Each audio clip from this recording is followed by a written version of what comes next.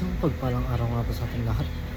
Ako nga po pala si Charles Rebroco and this 365 Daily Devotion. So, ngayong araw nga po ay dadalangin natin about sa Aaron. And ang topic ko natin ngayong araw ay about sa never too late for God's call.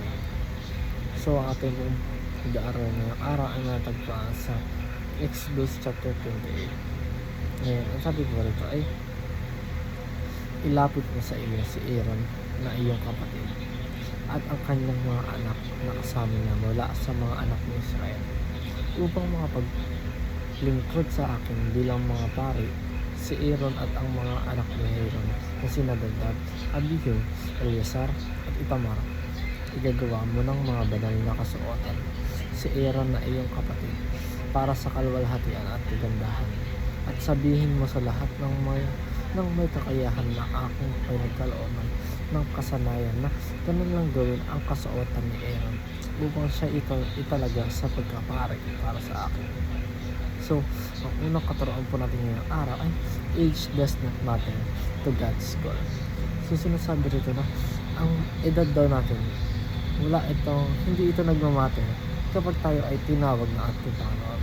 Tulad nga nila Aaron na kahit sobrang tanda na nila ay sila pa rin ang tinawag ng ating Panginoon dahil nga pinagkatiwala o malaki ang tiwala ng ating Panginoon kay Aaron.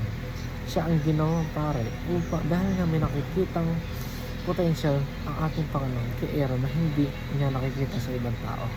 Kahit na sobrang tanda na ito ay talagang malaki pa rin ang maitutulong o malaki pa rin ang maiambag ni Aaron sa sanlibutan dahil nga alam ng ating Panginoon kung ano ang kayang gawin ni Aaron.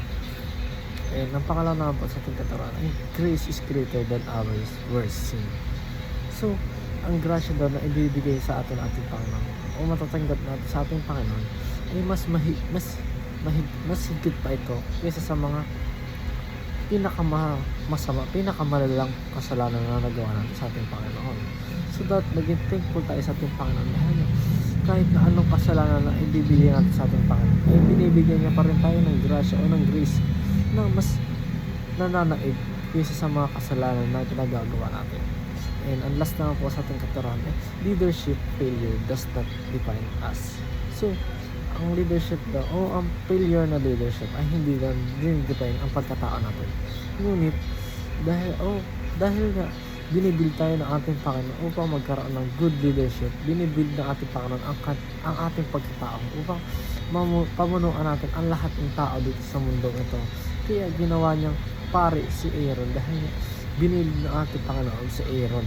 Ito ang calling ng ating Panginoon kay Aaron, at ganoon din ang gagawin niya sa atin ay ibibuild niya ang ating buhay upang tawagin niya tayo sa balang araw, at ang failure ay hindi nakaka-depend sa ating pagkatao. And dyan na po, dito na po ang tatapos. Thank you.